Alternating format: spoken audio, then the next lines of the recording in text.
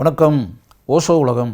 ஓஷோ நாம் நினைத்து பார்க்க முடியாத ஒரு உயர்ந்த விஷயத்தை ஒன்று சொல்கிறார். அது என்ன அப்படின்னா, இந்த கடவுள் என்ற ஒரு விஷயம் இருக்கும் வரைதான் மனிதர்கள் உலகத்தில் சண்டை போட்டுக்கொண்டே இருப்பார்கள் அப்படின்றது. யோசித்து பாருங்கள். இந்த கடவுள்கள் அப்படின்றதுல ஒவ்வொரு மதம் இருக்கு இல்லையா, ஒவ்வொரு மதத்துலேயும் இந்த கடவுள்கள் அப்படின்றது மனிதன் உருவாக்கி கொண்ட உருவங்கள் தானே கடவுள்கள்னு சொல்லிட்டு.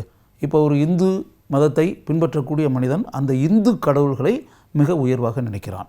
கிறிஸ்தவ மதத்தை பின்பற்றக்கூடியவர்கள் அந்த கிறிஸ்தவ மதத்தில் இருக்கக்கூடிய கடவுள்கள் தான் உயர்ந்தவர்கள் அப்படின்னு நினைக்கிறான்.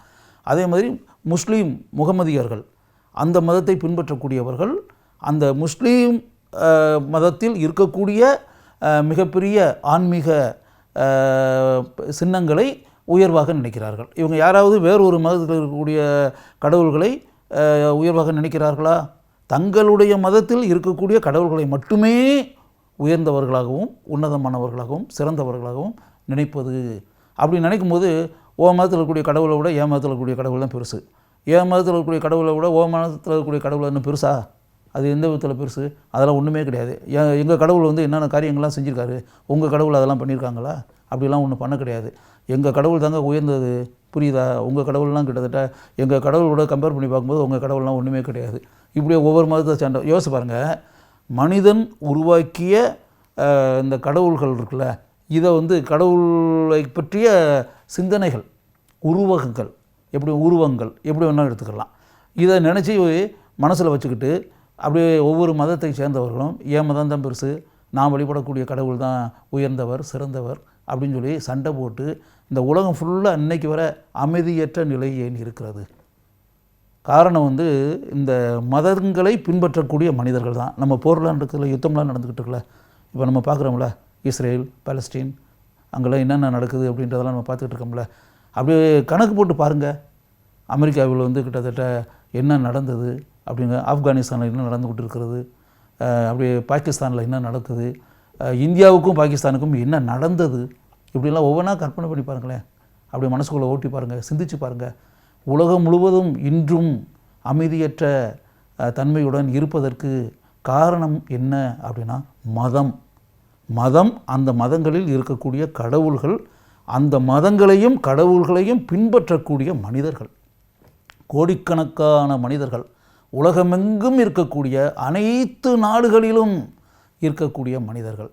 இந்த மதங்களை இந்த அளவிற்கு உன்னதமாக சிறந்ததாக உயர்வாக அப்படியெல்லாம் நினைக்காமல் இருந்தால் தாங்கள் வழிபடக்கூடிய கடவுள்கள்தான் உயர்ந்தவர்கள் சிறந்தவர்கள் உன்னதமானவர்கள் அழகானவர்கள் அப்படின்ற மாதிரி நினைப்பு இல்லாமல் இருந்தால் இந்த உலகம் எவ்வளவு அருமையாக இருக்கும், எவ்வளவு அழகானதாக இருக்கும், எவ்வளவு சிறந்ததாக இருக்கும்.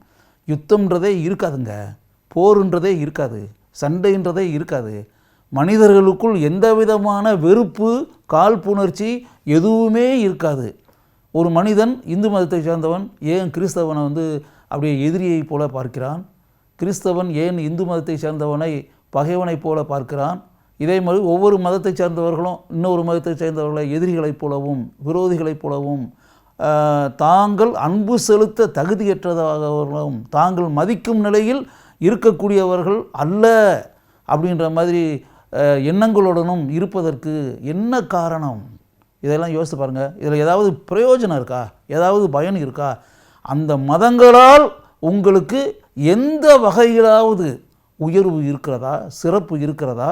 மாறுதல்களை அந்த மதங்கள் உங்களுக்கு உண்டாக்கி கொடுக்க முடியுமா? அதெல்லாம் சிந்திச்சு பாருங்கள்.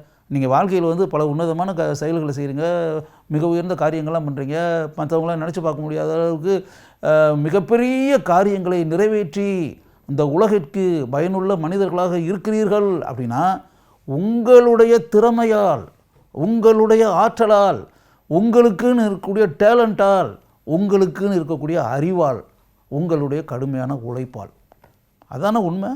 இந்த உலகத்தில் இருக்கக்கூடிய மிகப்பெரிய கண்டுபிடிப்புகள் இதெல்லாம் எங்கேருந்து வந்துச்சு? மதங்களாக இந்த கண்டுபிடிப்புகளை எல்லாம் கொண்டு வந்தது, இல்லாட்டி இந்த கடவுள்கள் இந்த கண்டுபிடிப்புகளை கொண்டு வந்தார்களா? எல்லாம் மனித உழைப்பு, மனித முயற்சி, மனிதன் கடுமையாக தன்னுடைய அறிவை பயன்படுத்தி உருவாக்கிய கண்டுபிடிப்புகள் இவை. அப்படியே தொடர்ந்து புது புது கண்டுபிடிப்புகள் அப்படியே நிகழ்ந்து கொண்டே இருக்குல்ல, புது புது கண்டுபிடிப்புகள் உலகத்தில் வந்துக்கிட்டே இருக்குல்ல.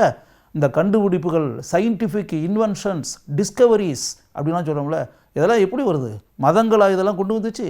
கடவுள்கள் கொண்டு வந்தார்களா? அப்படியெல்லாம் ஒன்றும் கிடையாது. அதனால் எப்படின்னா, இந்த கடவுள்களை மனிதர்கள் எவ்வளவு காலத்திற்கு மனதில் வைத்து கொண்டு வழிபட்டு கொண்டு ஆராதனை செய்து கொண்டு தொழுது கொண்டு இருக்கிறார்களோ அதுவரை இந்த உலகத்தில் சண்டைகள் நடந்து கொண்டே தான் இருக்கும், யுத்தங்கள் நடந்து கொண்டே தான் இருக்கும், போர்கள் நிற்காமல் தொடர்ந்து கொண்டு தான் இருக்கும். ஓஷோ எவ்வளோ ஒரு விஷயத்தை சொல்லியிருக்காரு, யோசித்து பாருங்கள். நீங்கள் அப்படியே யோசித்து பாருங்கள்.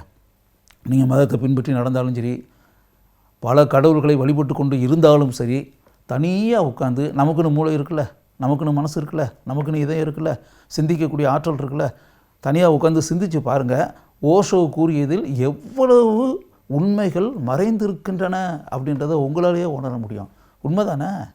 இந்த மதங்களையும் கடவுள்களையும் பெரிதாக நினைத்து கொண்டு மனிதர்கள் ஒருவரோடு ஒருவர் அப்படியே சண்டை போடாமல் அப்படியே அன்பு பாசத்தை செலுத்தி சகோதரர்களைப் போல, நண்பர்களைப் போல, ஒரு குடும்பத்தில் உள்ளவர்களைப் போல அப்படி இருந்து பாருங்கள். அதுபோல் இந்த உலகம் எவ்வளோ நல்லா இருக்குன்னு பாருங்கள்.